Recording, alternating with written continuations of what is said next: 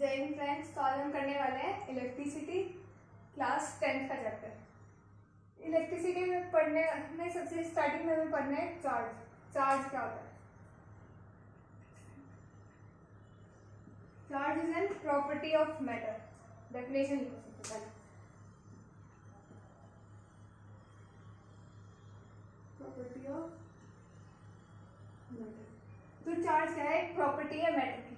तुमने पहले पढ़ा होगा मैटर क्या होता है? Anything which occupies some space and have mass. कोई भी चीज जिसका कुछ मास है और एक प्लेस वो ऑक्युपाई कर रही है तो उसे क्या कहते हैं? मैटर। तो मैटर की एक प्रॉपर्टी होती है, वो होती है चार्ज। मैटर जो होगा उस पर या तो पॉजिटिव चार्ज होगा या नेगेटिव चार्ज होगा या न्यूट्रल होगा। तो चार्ज क्या है? प्रॉपर्टी है मैटर की। अब देखो मतलब सारी चीज है, मतलब इन्वायरमेंट में सारी चीजें। अब ऐसा तो है नहीं कि हम एक दूसरे से अट्रैक्ट हो रहे हैं कि पॉजिटिव नेगेटिव है। ये क्यों नहीं है? क्योंकि सब न्यूट्रल पे है। न्यूट्रल मतलब पॉजिटिव और नेगेटिव चार्ज इक्वल पे है। बट बहुत बार ऐसा होता है कि हम मतलब ये नेगेटिव और पॉजिटिव ये अट्रैक्शन हम मतलब फील कर सकते हैं। अब देखो एग्जाम्पल दिखाते हैं तुम्हें कैसे फील करना है। तुमने वो एग्जाम्पल देखा होगा वो जिसमें कॉम को हम रब करते हैं। इससे कॉम को पहले हेयर में डाल के उसे वो करा, चार्ज हो गए। अब देखो ये पीस ऑफ पेपर है, ये अट्रैक्ट होंगे से हो रहा है। रुक जाओ, दिख रहा है अट्रैक्ट हो रहा है इसमें। हाँ, तो इसमें क्या हुआ? एक बॉडी है वो पॉजिटिव चार्ज बन गई, एक क्या है नेगेटिव बन गई, क्योंकि इससे उसने नेगेटिव इंड्यूस कर दिया। मतलब ऐसे जो पेपर था इसमें क्या थे? Positive negative charge equal amount में थे। जो मैंने यहाँ से कॉम्ब लेके आया इसमें क्या हो गया था? नेगेटिव चार्ज सपोज कर लो, इसमें नेगेटिव चार्ज इंड्यूस हो गया था। अब क्या हो गया? जब यहाँ से नेगेटिव चार्ज आया तो ये जो पॉजिटिव नेगेटिव साइड एक अलग अलग थे, ये क्या हो गए? एक जगह आ गए। इधर नेगेटिव इधर पॉजिटिव, सॉरी इधर आ गया, क्या आ गया? इधर आ गया पॉजिटिव, इधर क्या आ गया? नेगेटिव। तो ये नेगेटिव था, ये इस पे आ गया पॉजिटिव एक साइड। तो ये क्या होंगे? इससे अट्रैक्ट होने लग गए कुछ टाइम के लिए।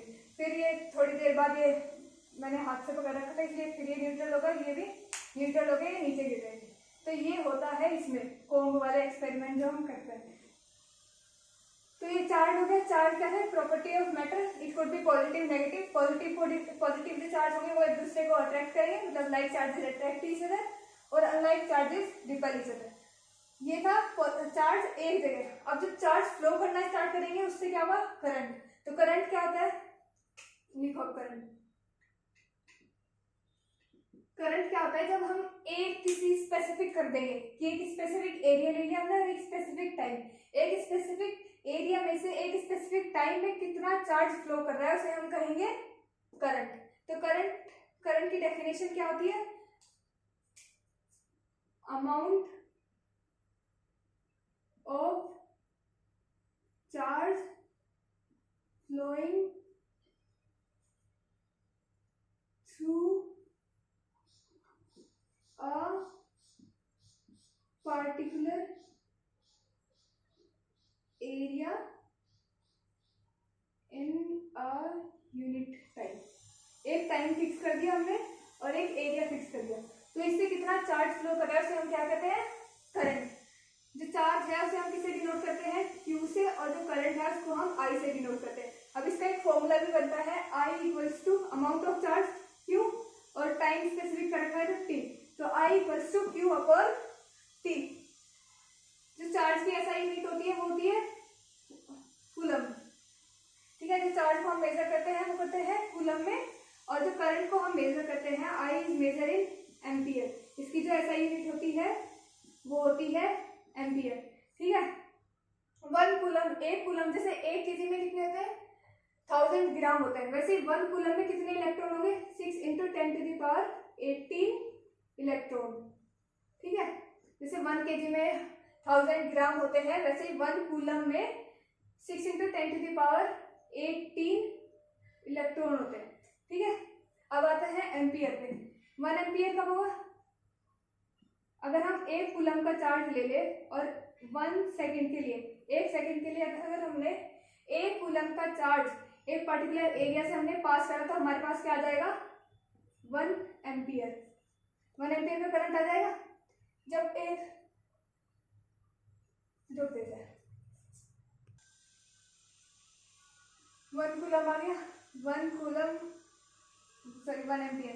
1 एम्पियर कैसा आएगा, तो 1 कूलम का करंट पास करेगा 1 सेकेंड में। तो 1 एम्पियर की डेफिनेशन लिख लो, 1 ampere when 1 coulomb of charge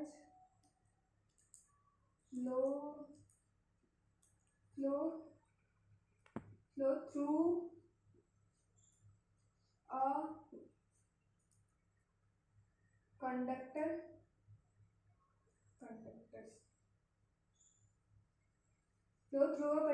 in 1 second, तो वो क्या होगा 1 एम्पियर।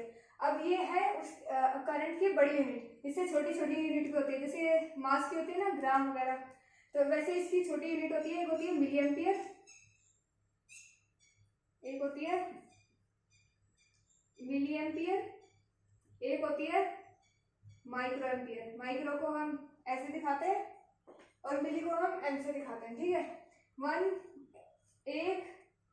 एम्पियर में कितने मिली एम्पियर होते हैं, 10⁻⁻13 मिली एम्पियर, ठीक है।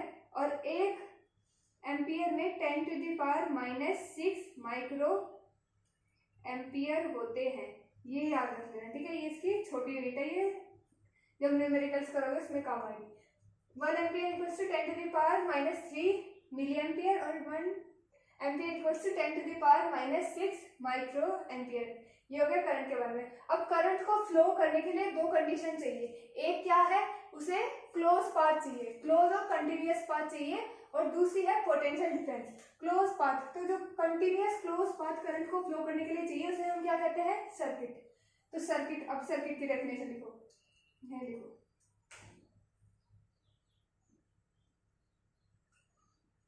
सर्किट क्या है, continuous and close path. Circuit क्या है, कंटिन्यूअस एंड क्लोज पाथ। दूसरी कंडीशन क्या है, करंट को फ्लो करने के लिए चाहिए पोटेंशियल डिफरेंस। अब तुमने देखा होगा विंड फ्लो करती है एक जगह से दूसरी जगह पे, क्या होता है, एक जगह की जो एयर है वो गर्म होती है धूप की वजह से, वो गर्म हुई, वो ऊपर उठने की वजह से वहां क्या हो गया, वो एरिया वैकेंट हो गया, खाली हो गया, खाली होने से क्या हो गया, वहां लो प्रेशर क्रिएट हो गया। तो दूसरी जगह जहां एयर थी, बची हुई एयर थी, वहां से क्या होगी, उसकी तरफ वहां हवा भागेगी जहां वेकेंट प्लेस था। तो हवा ने कैसे ट्रेवल करा, हायर पोटेंशियल से लोअर की तरफ, हायर प्रेशर से लो प्रेशर की तरफ। वैसे ही करंट फ्लो करता है हायर पोटेंशियल से लोअर पोटेंशियल। अब ये हायर और लोअर पोटेंशियल करंट मतलब किसी भी सर्किट में क्रिएट कर सकते हैं, वो क्रिएट करती है बैटरी। बैटरी का तुमने देखा होगा, एक तरफ लिखा होता है सेल का भी छोटा सा सेल होता है, उसको देखोगे एक तरफ लिखा होगा पॉजिटिव टर्मिनल, पॉजिटिव, एक तरफ लिखा होगा नेगेटिव। जब पॉजिटिव होता है हायर पोटेंशियल, जो नेगेटिव होता है वो होता है लोअर पोटेंशियल। वो जो ये पोटेंशियल डिफरेंस है वो पढ़ेंगे हम नेक्स्ट वीडियो में।